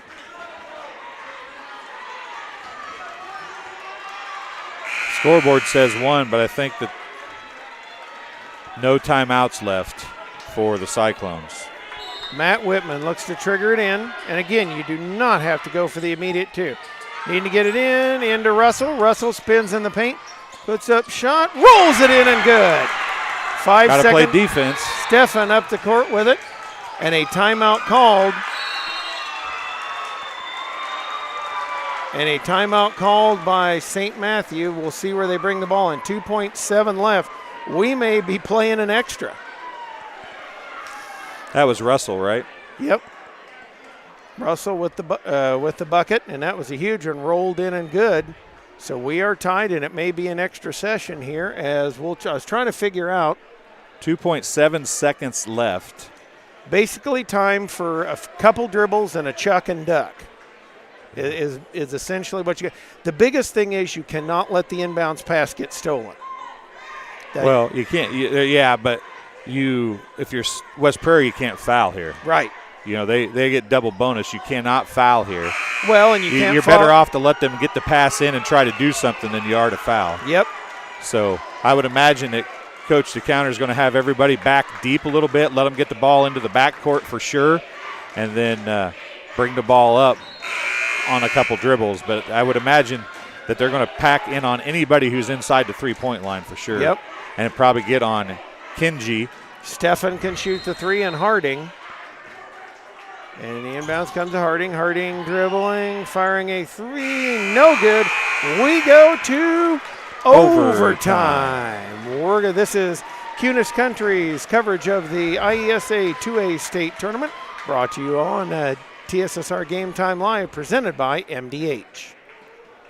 MDH has committed to having a top-notch OB-GYN unit. The new facility, the Dolores Cater Schweitzer Women's Center, this is a quality facility that the patients need to match the quality of care. And then we also have a new clinic, which is state-of-the-art. And here at McDonough, we have a team. And everybody feels like they're a part of the successes that we have. We have a strong team in our office and in labor and delivery. You will get the best care at McDonough District. For the overtime period, well, how about that? You can tell two teams that are fairly evenly matched when you play 24 minutes and you can't decide anything. So now we put an extra 3 on the clock. Now foul situation, Harding's got 4. Whitman's got 4. So that's going to be something to keep an eye on here. I was going to check the rest of the foul situations there, Dwayne. DeCounter's got 3, Whitman's got 4, and that's really, there's the only foul trouble for them. 4 points for 4 fouls for Harding, 3 for Wade, and 3 for Bates. So a couple of guys are going to have to be careful here. We'll tip it up again here. As Russell will tip it up against Wade. And everybody on their feet. This has been a pretty darn good game, a state tournament-worthy game. Matt Whitman driving lane, shoots shot, won't get it to counter the rebound. He'll put it up, won't go. Whitman again. Bounces out to Russell. Russell weaving in the lane. Out to Whitman. Matt Whitman holding, comes to Russell. Cross courts, and Bates stole it away. And it'll be West Prairie basketball. Bates stole it. It bounced into the official. And a very dangerous pass thrown there by the Cyclones. 2:41 left to go here in the overtime. Whitman up with it in the lane, tried to throw it. And Olsen out there with it. And he traveled. And Coach Sam DeCounter saying, relax, guys. They're going to pressure once again. Into Bates. Bates running free up the far sideline. Looking to go to the lane. Drill behind his back. Whips it out. Harding steps into a 3. No good. And the rebound. Olsen and Steffen tied it up for a second. They bounce in the lane. Bates shot. Goes. And the Raiders take the lead. 43-41, they lead it.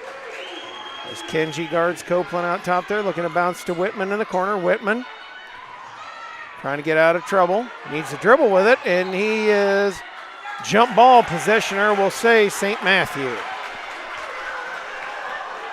And the Cyclones have got to toughen up with the basketball. St. Matthew definitely has picked up the aggression. Yeah, the intensity is definitely on the side of St. Matthew. There's zero doubt about that, and they have played a very good fourth quarter here and overtime now.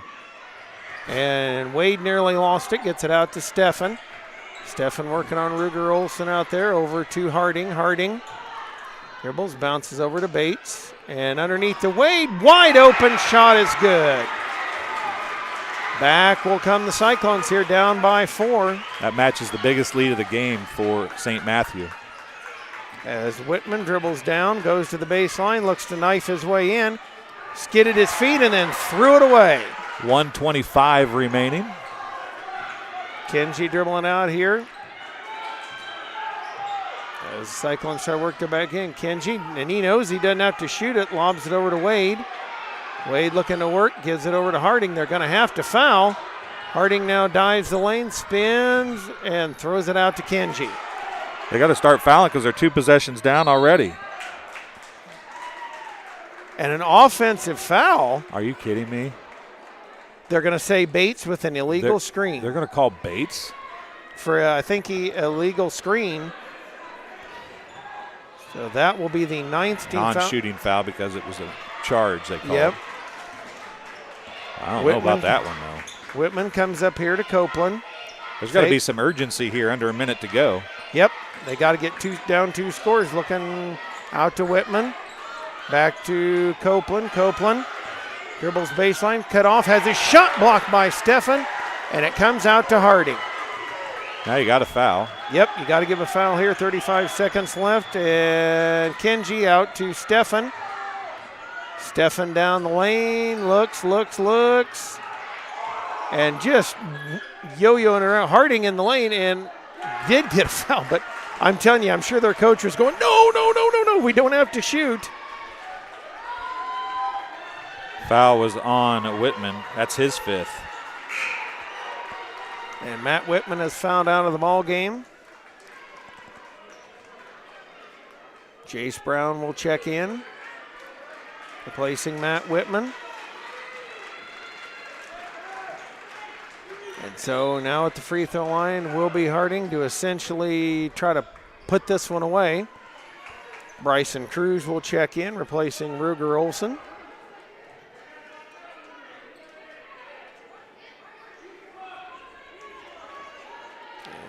So it'll be Harding at the free throw line. He will shoot a pair here, and got to give all the credit in the world, Dwayne, to these Raiders. Could have kind of folded up the 10, especially when they got down 8 or 10 in the fourth quarter, and came back here. Yeah, they've played a great second half of the second half. I mean, they've dominated the fourth quarter and overtime session. First free throw is good, so the lead out to 5.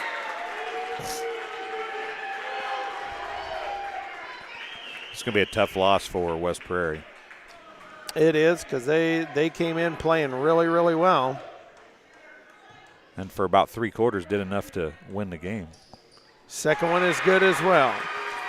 Inbounds comes to Copeland. The difference is the free throw line. No, looking we'll out talk to about Eli that a little to counter 3 on the way. It is no good. Rebound Russell. And he found. And this is one thing, Harding chattering at the officials, and especially That's now. 5 on Harding. And he is fouled out. But that's the last thing you wanted if you are the I mean, it would take a miracle at this point. Will Phelps checking into the ball game for Jace Brown. As now Caden Russell will set himself at the free throw line, needs both.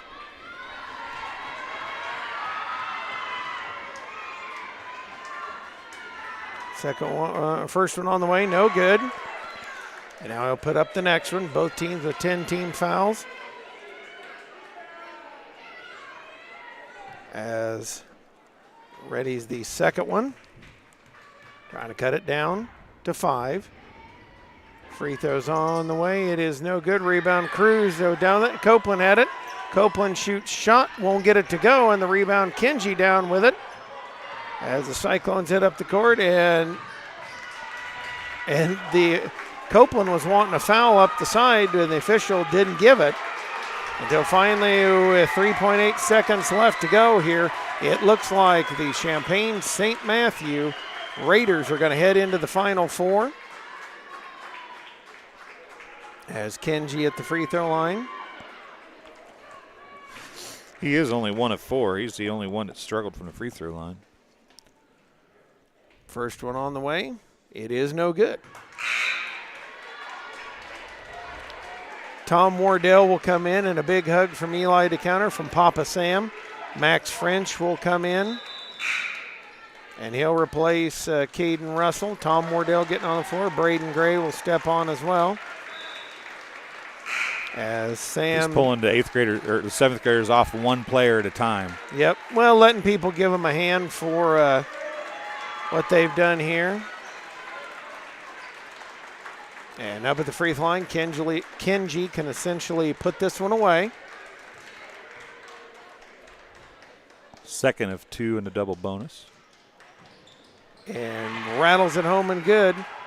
They will bring it inbounds here into Phelps. Phelps will dribble it up here, gives it over to Gray. Gray dribbling and launches one at the buzzer. No good. And the Champaign St. Matthew Raiders will win this one and go into the Final Four. Again, folks, I give them a lot of credit there. Really worked hard and got themselves back into this one and were able to take it home down the stretch and win it 48-41 here in the overtime period.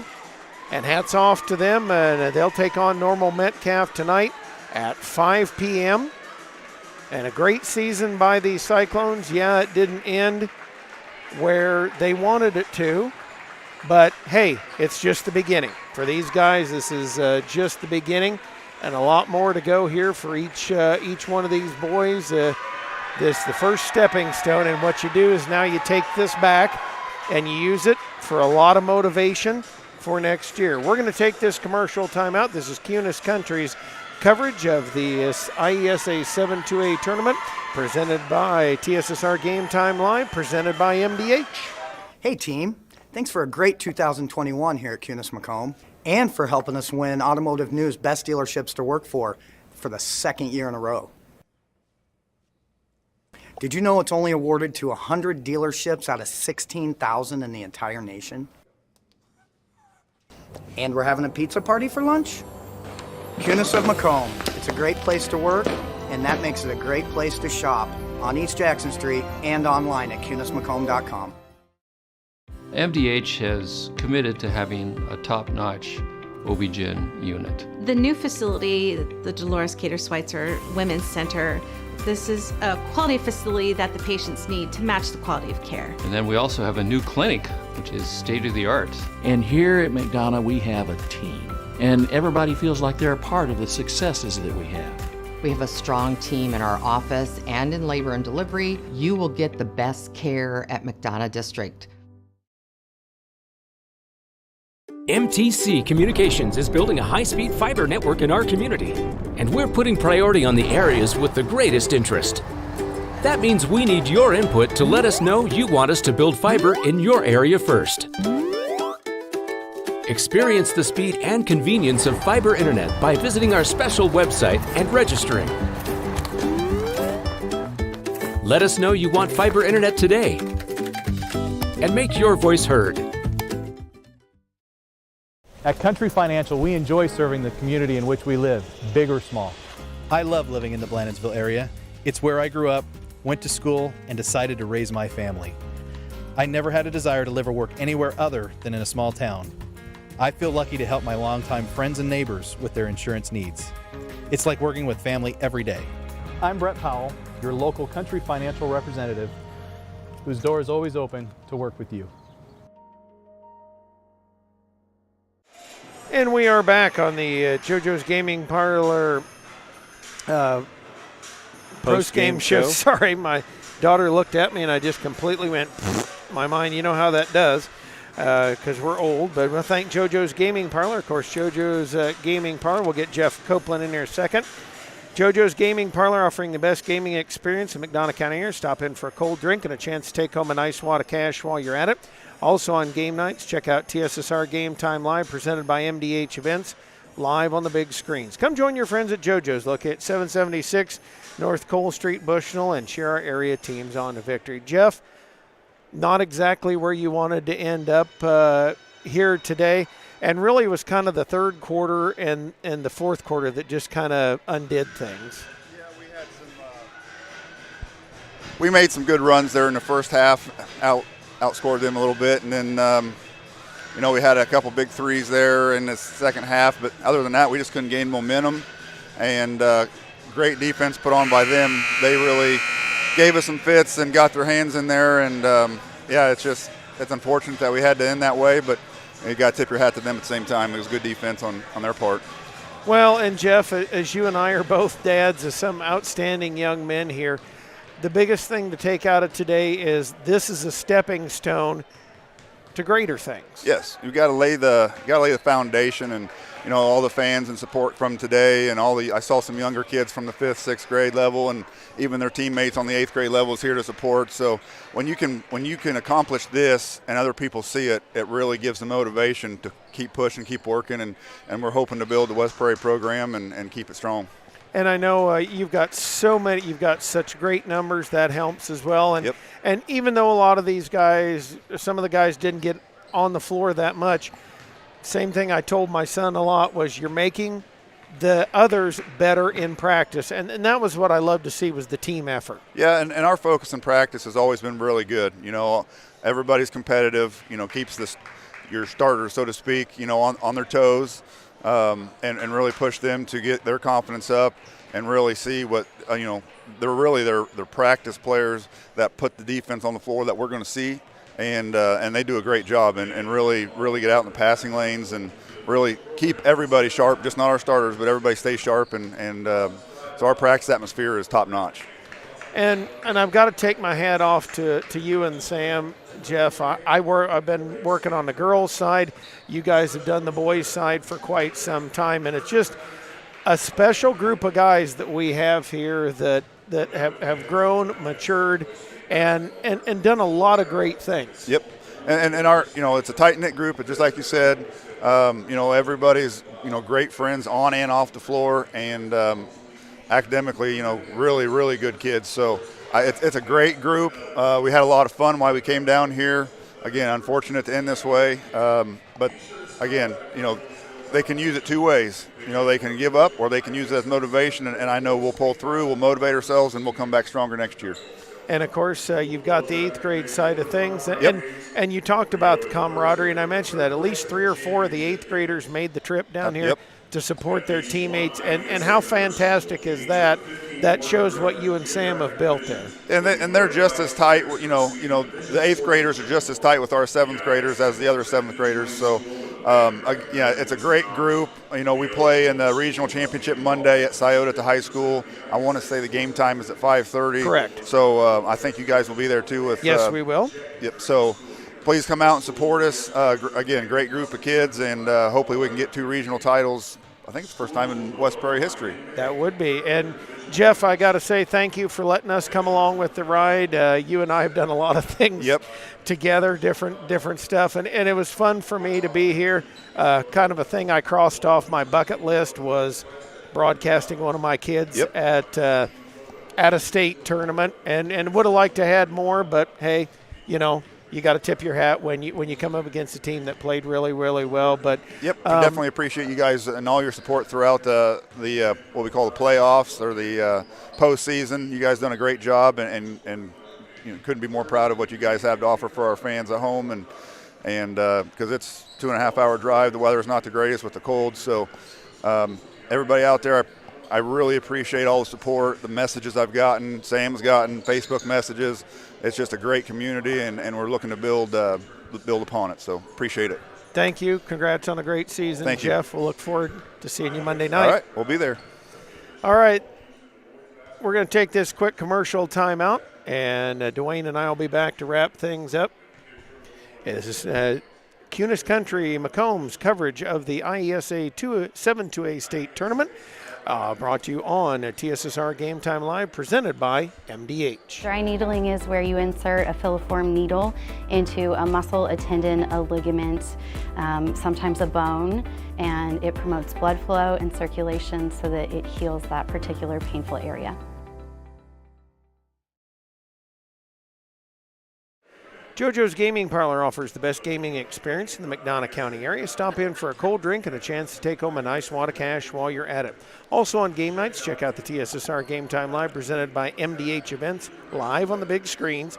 Come join your friends at JoJo's, located at 776 North Cole Street, Bushnell, and cheer our area teams on to victory. Thank you for JoJo's being our pre- and post-game sponsor here on TSSR Game Time Live. I'll tell you what, it was an exciting game. Didn't end the way West Prairie wants it, but I'll tell you what, this St. Matthew team, the Raiders, they have a tenacity that they showed in the fourth quarter and overtime that just overwhelmed West Prairie down the stretch. West Prairie, it looked like they had control of the game. Once they answered the 11-0 run at the end of the first quarter and beginning of the second quarter, once they answered that, they controlled the game until the fourth quarter. And then it was a foul call and a three-point play that kind of changed the momentum, and they just never could get the momentum back. But we want to thank everybody from the Raiders that were watching the game. Nicole Nyberg said, way to go, Raiders. So proud of Drew Steffen. I'll tell you what, Drew Steffen was really the catalyst in the fourth quarter for the Raiders. He played an outstanding game. He finished with 8 points, but it was pretty much all those in the fourth quarter. 6 of them were in the fourth quarter, including the three-point play that really turned it. He had, just he played a great game. There's no doubt about that at all. And I actually need to change my stats a little bit here. So neither team shot real well from the free throw line, but we'll go through some stats real quick. For the Cyclones, a game high 16 for Caden Russell in the loss. He finished 2 of 9 from the free throw line. 11 points for Braden Copeland, 10 points for Matt Whitman, 2 points for Eli DeCounter, and 2 points for Ruger Olson in the losing effort. The big stat that is huge for the Cyclones, 8 of 21 from the charity stripe. Yep. So they shot 8 more free throws than the Raiders and only made 1 more. So that's a problem. And you look down to the fourth quarter, they were 0 for 5 in the fourth quarter and 0 for 2 in overtime. So after the third quarter, they were 0 for 7. One free throw completely changes. One of those made free throws completely changes the end of regulation. Yeah. Changes how everything's played throughout regulation too. You know, if you're up by 2 instead of 1, or if you're up up by 5 instead of 4 or whatever, all that stuff. You know what it forces the other team to do is different. So. For the Raiders, Logan Wade, who had just 1 point in the first half, he scored 8 points in the third quarter, another 4 in the fourth quarter, and 2 more in the overtime session to end up with 15. He was really a catalyst for them in the second half overall. 11 points for Raphael Kenji.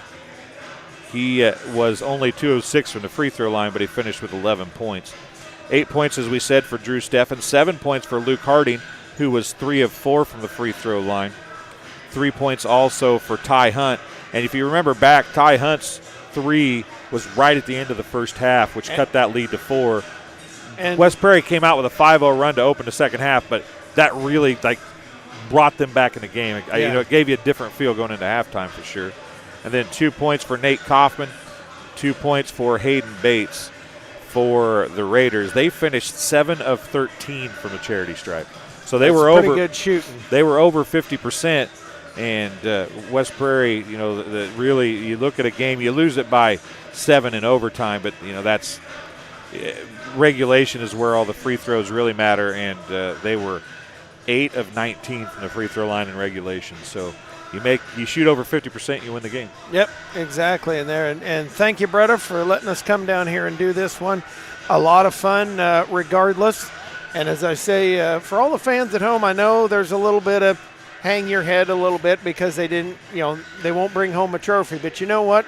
There's a lot of teams in this state that like to be right where we are now, and you've got to take that into consideration. And this is the first step on a big journey for these young men, and I expect them to get better and do a lot more great things. And folks, I tell you what, thank you so much for all the great comments. We were over 300 viewers today. That is really awesome. So glad you let us be a part of these kids' lives. And thanks for being so active in the live chat too. The live chat replays, if you watch it on a computer, and even on the TV, I think you can. I don't know how to do it on TV, but you get to watch the live chats. When the kids go back home, they can see everybody who was live chatting and giving them props and everything. So the live chat is a really fun thing to be able to watch down the road. So thanks everybody for being active and positive in the live chat. It's fun to get the Raiders folks in there as well. Yeah. And hopefully you guys enjoyed the game as well. But we are just about ready to be done here. It's a 2.5 hour trip. Yeah, heading home, but a lot more to do. This is going to be a busy week that'll wrap up our high school girls coverage this week, because we've got Monday night, we've got the regional championship at West Prairie, the 8th graders taking on North Fulton. Coming up on, well, everything. I mean, there's stuff every day, it seems like, or most days at West Prairie, but like West Prairie girls are Thursday night. Wednesday and Thursday. But then Southeastern and West Prairie boys play at Southeastern on Thursday night in an attempt to get for the 3rd or 4th time to reschedule that contest. Yep. So a lot of stuff. We don't know for sure everything that we're going to schedule or be able to cover. We'll try to do all the 8th grade regional sectional stuff if they make it there, and then we'll keep moving forward. And and go. But we hope that you enjoyed it. I know that I couldn't do it without Janie's help on the camera and Greg's help doing all these, not only junior high games, but all the girls volleyball games and girls basketball games and everything. And John Burton, who's not here today, and Miles and Kenny and John Reynolds, all those guys that are doing all this stuff, they don't get nearly as much as I'd like to be able to give them, but they are greatly appreciated. And thanks, everybody, for watching. So for Greg Phelps and for Janie Phelps, who was on the camera tonight, I'm Dwayne Hewlett. Thanks for joining us. Make sure you subscribe and like Hewlett Public Pro LLC's YouTube channel to catch up on all the action coming your way by TSSR Game Time Live, presented by MDH. See ya.